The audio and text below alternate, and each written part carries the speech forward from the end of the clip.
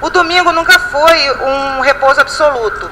Existiam profissões já que eram previstas na lei como exceções para não trabalhar no domingo. Porém, no comércio, dependia de autorização legislativa para abrir. Eu queria falar sobre a tradição, né? O domingo para o Rio de Janeiro, o que é o domingo para o carioca, né? É tão forte, era tão arraigado o domingo de praia, que chegou a virar samba enredo em 1977, né? O domingo, o que se fazia no domingo, o que o trabalhador fazia, o domingo do futebol. E de repente nós temos hoje o outro cenário, que o que se faz no domingo é shopping e supermercado. E aí o questionamento é, mudou o costume? Houve uma mudança no costume? E que argumentos foram utilizados para que houvesse essa mudança no costume? Dentro dos consumidores, quando foi consultar o consumidor, eu fui recorrer a algumas pesquisas de opinião que foram feitas antes dessa desregulamentação, e os consumidores apoiavam a abertura do comércio ao domingo em nome da comodidade, da falta de tempo e da segurança. As grandes empresas, elas apoiavam porque para elas cresceria a venda e geraria empregos. Já o pequeno comércio, o comércio de rua, o Saara, eles eram contra a abertura do comércio ao domingo. Primeiro porque a maioria era empresas familiares, era o dia que eles tinham para ficar com a sua família. Eles tinham não só a resistência, como eles achavam que a concorrência fazia com que eles tivessem, né, prejuízo se eles abrissem os domingos, porque eles não tinham como concorrer com os shoppings. Então, começa essa reconfiguração diante dessa dualidade. O grande comércio, os supermercados, os shopping centers, os postos de gasolina, a favor da abertura. O pequeno comércio varejista, entidades familiares, microempresas, contra, a não ser aquelas que estavam dentro de shopping. E aí, a partir de 1990, começa a reconfiguração, começa a se mexer na legislação para permitir o funcionamento do comércio ao domingo. O decreto 99.467 começou facultando o funcionamento com o comércio varejista, em geral. Bom, até 88 eu fiz a construção, agora eu vou fazer a desconstrução, né, do direito, como ela veio sendo feita. Esse decreto depois tornou-se, em 1994, veio uma medida provisória, modificando. Em 1994 foi editada uma medida provisória que tratava da participação dos trabalhadores nos lucros das empresas. Essa medida provisória ela foi reeditada 30 vezes. De repente, na 31ª edição, aparece um artigo 6º autorizando o funcionamento do comércio aos domingos.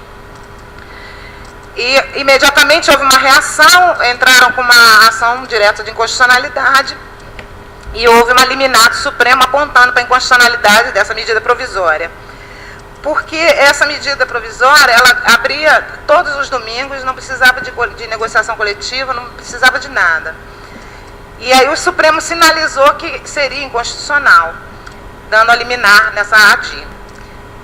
Então, foi reeditada em 1996, logo depois foi reeditada, colocando a necessidade de convenção coletiva e que teria pelo menos um a cada 4 domingos para se repousar. Então, dos 52 domingos que o comerciário tinha, ele passou a ter um a cada 4.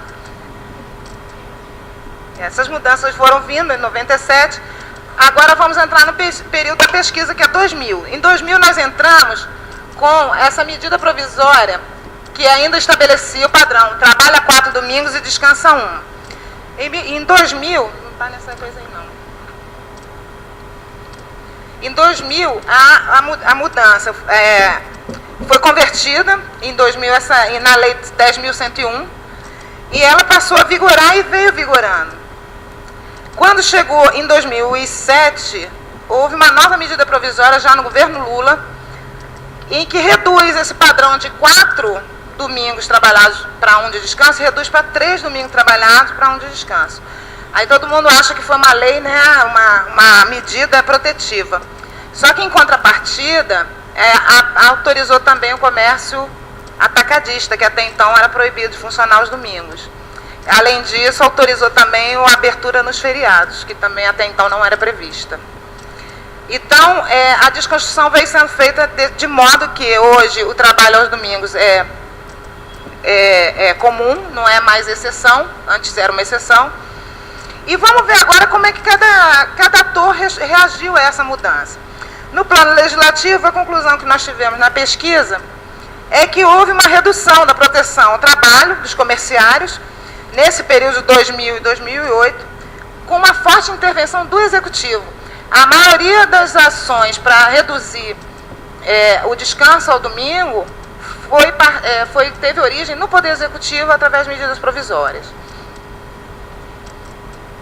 No plano judiciário, quando foi levada a questão, houve muito conflito, porque alguns entravam pela justiça comum, pelo direito de abrir, o comércio entrava pela justiça comum, pelo direito de abrir, os trabalhadores entravam pela justiça do trabalho, e cada um julgava de uma forma, a ponto de chegar no Supremo, e o Supremo dizer, por exemplo, que o município tinha competência para dispor sobre a abertura do comércio, e o STJ continuar mantendo suas decisões embasadas de que o município não tinha competência, porque feriria a livre concorrência. Certo? Essas não foi pacificado ainda, existe ADIs ainda no Supremo, apesar do Supremo ter sinalizado a competência municipal para dizer que o comércio não poderia funcionar aos domingos, o STJ continua julgando contra o que o Supremo fala, e a ADI dessa última lei, que é a MP 388, que se tornou lei, tá? Essa última lei, ela está sendo, inclusive foi o PSOL que entrou com essa ADI. Bom, no plano administrativo, o que acontece com a fiscalização? Houve um período em que os próprios fiscais de trabalho foram impedidos de fiscalizar o trabalho ao domingo, porque diziam que passava a competência para o município. O município é que teria que fiscalizar se estava ou não abrindo ao domingo. Então, durante um bom período, ficou o comércio nos domingos sem a fiscalização. E chegou a ter até algumas decisões que mandaram anular, alguns fiscais ainda assim iam fiscalizar e autuavam, mandava-se anular esses autos de infração. Então, o que a gente percebeu da fiscalização foi uma autocontenção. Eles mesmos contiveram seus próprios poderes. Nas convenções coletivas, eu tive acesso a um boletim do DIEESE, que colocava em 1998 como era a situação do trabalho ao domingo no comércio do Rio, e eu pude comparar com os levantamentos que eu fiz em 2008, e a gente teve o seguinte: o auxílio alimentação, que variava entre 10 e 13 reais para trabalho domingo, passou para 8. O adicional, que era no mínimo 100%, adicional de horas extras, passou a 50% ou recompensação. E, em alguns casos, banco de horas, 1 para 1.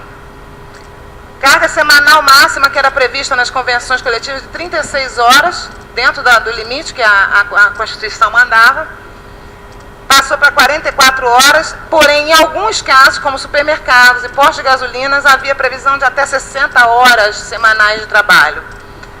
Jornada aos domingos, fixada sempre em 6 horas, passou a 7 horas e 20 minutos. E o padrão de folga dominical, que antes era uma folga por mês para os homens e 2 para as mulheres, passou a ser 1 a cada 4 domingos para ambos.